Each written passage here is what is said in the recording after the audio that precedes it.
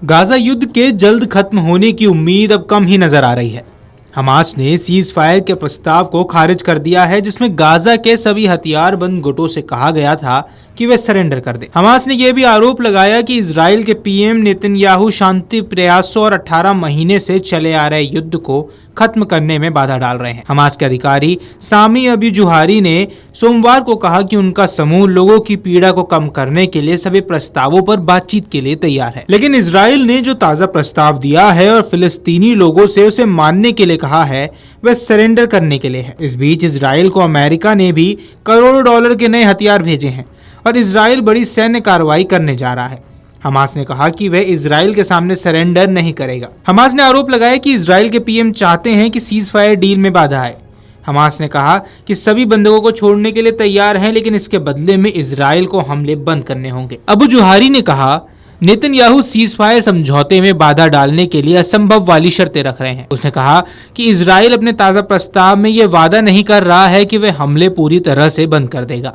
Israel केवल ये चाहता है कि उसे बंधक वापस मिल जाए। हम सभी जिंदा और मरे हुए बंधकों को रिहा करने के लिए तैयार हैं, लेकिन यह तब होगा जब युद्ध को खत्म कर दिया जाएगा और गाजा से इजरायली सेना वापस लौट जाएगी। हमास के प्रवक्ता ने कहा कि हमास आंदोलन के लिए सरेंडर का विकल्प नहीं है और हम लोगों की इच्छा को तोड़ने का स्वीकार नहीं करेंगे। हमास सरेंडर नहीं करेगा, हम हार नहीं मानेंगे और हमला करने वाली ताकत के खिलाफ सभी तरह के दबाव के तरीके अपनाएंगे। इजराइल के ताजा प्रस्ताव में 45 दिन की शांति की बात कही गई है। इसमें सभी बंधकों को रिहा करने के लिए कहा गया है। इसके बदले में इजराइल गाजा के अंदर खाना और सहायता जाने देगा। इसी बीच इजराइल के मुसाद खुफिया एजेंसी के 250 से अधिक पूर्व अधिकारियों ने सरकार से गाजा पट्टी में युद्ध को तुरंत समाप्त करने की अपील की है। मीडिया रिपोर्ट्स की माने तो पूर्व अधिकारियों ने सरकार को पत्र लिखकर ये मांग की है। रिपोर्ट्स के अनुसार हस्ताक्षरकर्ताओं में मुसाद के 3 पूर्व प्रमुख डैनी याटुम, एफ्रम हेलवी और तामिर पार्डो के साथ साथ दर्जनों अन्य वरिष्ठ अधिकारी भी शामिल हैं। मोसाद के पूर्व सदस्यों ने कहा, लगातार लड़ाई बंधकों और हमारे सैनिकों के जीवन को खतरे में डाल रही है। इस पीड़ा को समाप्त करने वाले समझौते तक पहुंचने के लिए हर संभव प्रयास किया जाना चाहिए।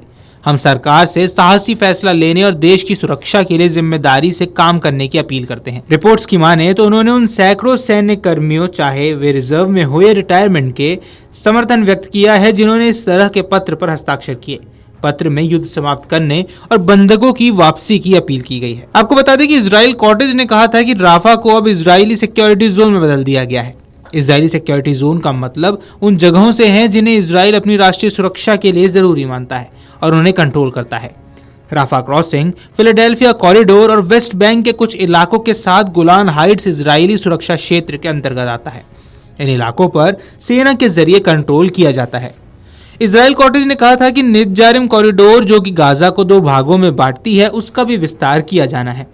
इस साल की शुरुआत में जब सीज फायर को लेकर डील हुई थी, तब इजराइल ने नेत्जारिम कॉरिडोर छोड़ दिया था, लेकिन कुछ ही समय बाद इजराइल ने जंग फिर से शुरू कर दी और फिर इस कॉरिडोर को अपने कब्जे में ले लिया। हमास के आतंकवादियों ने 7 अक्टूबर 2023 को दक्षिण इजराइल पर हमला किया था, जिसमें लगभग 1200 लोग मारे गए थे।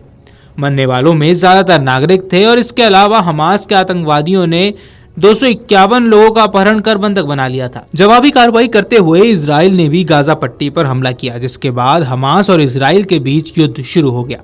गाजा के स्वास्थ्य मंत्रालय के अनुसार इजराइल के जवाबी हमले में 51,000 से ज्यादा लोग मारे गए हैं। हालांकि स्वास्थ्य मंत्रालय ने यह नहीं बताया कि मरने वालों में कितने नागरिक हैं और कितने लड़ाके।